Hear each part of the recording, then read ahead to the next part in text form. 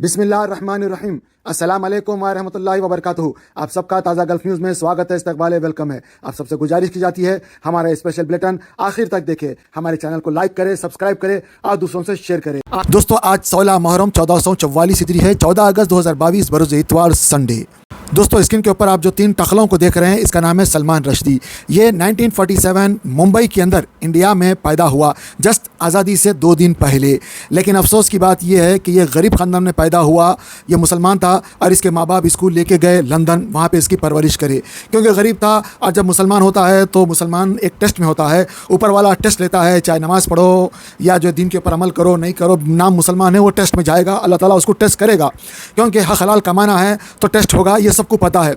अब ये जो है तकरीबन 40 साल तक ये अपनी किताबें लिखता रहा, कोई इसकी किताब पढ़ता नहीं था, कोई घास डालता नहीं था और इसकी कोई वैल्यू वहाँ पे क्रिएट नहीं हो सकी। अब ये ज़ाहिर बात है भाई, बहुत गरीब था, गरीबी की रेखा से नीचे ज़िंदगी गुजारने लगा। अब अचानक इसने जो है एक किताब लिखा, उस किताब के अंदर सिर्फ 4 पेजेस ऐसे उसने लिखा है मोहम्मद सल्लल्लाहु अलैहि वसल्लम के ख़िलाफ़ में, एकदम कट्टर ख़िलाफ़ में। जबकि दोस्तों, इस्लाम ये बताता है किसी के भी खुदाओं को बुरा मत बोलो और किसी को भी बुरा मत बोलो, ऊपर वाले से डरो, क्योंकि कोई भी आदमी किसी भी खुदा को बुरा बोलेगा असल में हकीकत में ऊपर वाले को बुरा बोल रहा है, क्योंकि ऊपर वाले के ही अनेक नाम हैं और वही सबका खुदा है। चाहे उसको गॉड बोलो, भगवान बोलो, खुदा बोलो, सबका ही रब है। अब इसने जो है सीधा मोहम्मद सल्लल्लाहु अलैहि वसल्लम के ऊपर बहुत गलत बात बोल दी और बहुत गलत सलत बात बोल दी। इसको नहीं बोलना चाहिए था, इसको सब कुछ पता था।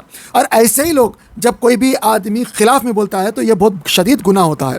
बहरहाल दोस्तों, इसने अपनी किताब में लिखा है और सिर्फ ये कि भाई नंबर बनाने के लिए या फिर जो अंग्रेज़ सरकारों के पास कुछ इनाम लेने के लिए, उसके बाद से इसकी किताब फेमस हो गई, ये भी फेमस हो गया और इसके ऊपर फतवे भी जारी हो गए कई कंट्रीज से कि भाई इसको जो कोई भी उड़ा दिया तो उसको इतने इतने करोड़ बोल के कई कंट्रीज़ के लोगों ने फतवा दिया हुआ है। लेकिन सबसे पहले फतवा इसको इंडिया के उलमा ने दिया हुआ है और उस वक्त Rajiv Gandhi prime minister of India हुआ करते थे। फ़ौरन विदिन 24 आवर्स इसकी किताब के ऊपर पाबंदी लगा दिए और वर्ल्ड में पहला इंडिया कंट्री बन गया पाबंदी लगाने पर, और इंडिया के उलमा बन गए पाबंदी लगाने में कामयाब। इस तरह ये इंडिया के अंदर कोई किताब नहीं आ सकी और कई साल तक इसके ऊपर पाबंदी भी थी इंडिया आने के ऊपर, ये इंडिया नहीं आ सका।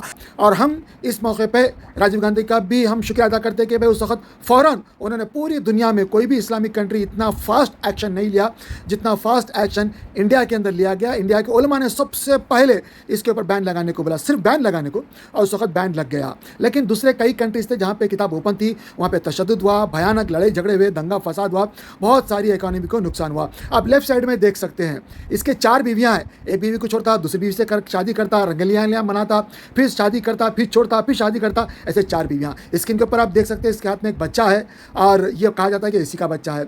नौजवानी की फ़ोटो, बुढ़ापे की फ़ोटो, सब इसके टखलेपन के फ़ोटो आप देख सकते हैं स्क्रीन के ऊपर। मैं तो भाई रेस्पेक्ट से बात कर रहा हूँ, इससे ज़्यादा क्या रेस्पेक्ट दे सकते हैं। जो आदमी रेस्पेक्ट देगा उसी को रेस्पेक्ट मिलती है।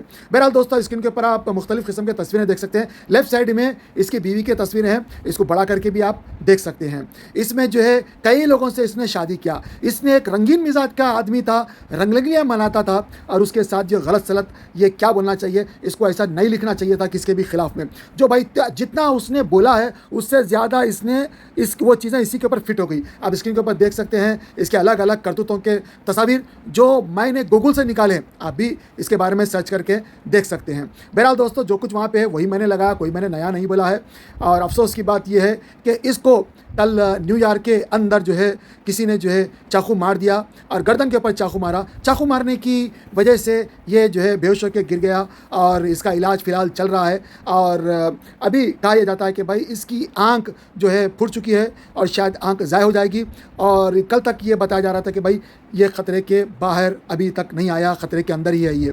और ऐसे उसमें ये कहा नहीं जा सकता कि इसकी ज़िंदगी चलेगी या नहीं चलेगी। बहरहाल दोस्तों, मैं इतना ही कहूँगा, याद रखो किसी के भी माँ बाप को बुरा मत बोला। अगर तुम किसी के माँ बाप को बुरा बोलोगे तो उनके भी लोगों को तकलीफ़ होगी। और मोहम्मद सल्लल्लाहु अलैहि वसल्लम को जब कोई भी आदमी बुरा बोलता है तो उनके मानने वालों को तकलीफ़ होती है। और ये जो है आज़ादी नहीं है, ये एक जुल्म है। ये आज़ादी नहीं है, एक जुल्म है। किसी को भी ऐसा बोलने का इख्तियार नहीं है। हम तमाम लोगों की जो है रिस्पेक्ट करते हैं, तमाम धर्मों की रिस्पेक्ट करते हैं। जो गलत करा वो गलत है और इसने जो इतना गलत सलत काम किया इसको कोई सज़ा ही नहीं है, इसको मुख्तलिफ़ किस्म के इनामात दिए जा रहे हैं।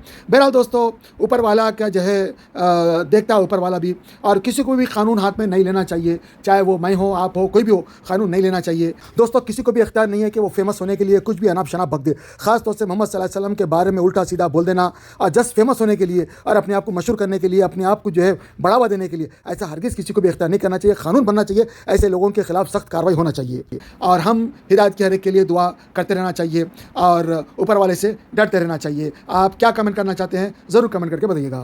या अय्युहल्लज़ीना आमनू हल अदुल्लुकुम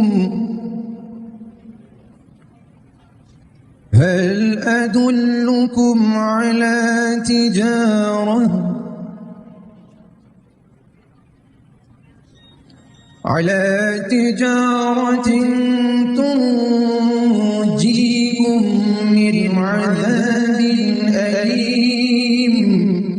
दोस्तों, कुरान शरीफ को सीख के पढ़ना हर मुसलमान के ऊपर फ़र्ज़ है। इसको सीखना, खबर में जाने तक अगर टाइम मिले तो ज़रूर सीखना चाहिए, क्योंकि अल्लाह का कलाम है। अल्लाह ताला बंदों से फरमा रहा है, लिहाजा क्या अल्लाह ताला फरमा रहा है, ऐसा क्या है कुरान शरीफ में, हमको सोच समझ के देखे पढ़ना और पढ़ने के साथ साथ हमको उसके ऊपर प्रैक्टिस करना है, तब हम सही जाके मुसलमान बन सके। वरना हम खाली पीली के जो है खाली नाम के मुसलमान रहेंगे और कुरान शरीफ में क्या लिखा हुआ है, अल्लाह हमसे क्या फरमा रहा, कभी हमको पता नहीं चलेगा। आप जब पढ़ेंगे, समझेंगे तो आपको एक मज़ा आएगा। और एक अजीब बात यह है कि जो आदमी जितनी मोहब्बत से पढ़ता है उसको अल्लाह ताला उतने खजाने खोल के दिखा देता है, उतना विजन उसको नसीब होता है। बहुत सारे लोग गरीब रहते हैं, लेकिन जब कुरान शरीफ पढ़ते हैं तो अल्लाह ताला उन्हें अमीर कर देता है। बहुत सारे लोग परेशान होते हैं, कुरान शरीफ जब पढ़ते हैं तो अल्लाह उनकी परेशानियां दूर कर देता है। बहुत सारे लोगों का अजाब कुरान शरीफ पढ़ने की वजह से खत्म होता है। आप लोगों से गुजारिश की जाती है, यहाँ पे जो दिखाए गए नंबर्स के ऊपर इनको कॉन्टैक्ट करें, चाहे आप इंडिया में हो या पाकिस्तान में हो या सऊदी में हो या यूके में हो या यूएसए में हो या गल्फ में कहीं भी हो, किसी दुनिया के किसी भी खिते में हो।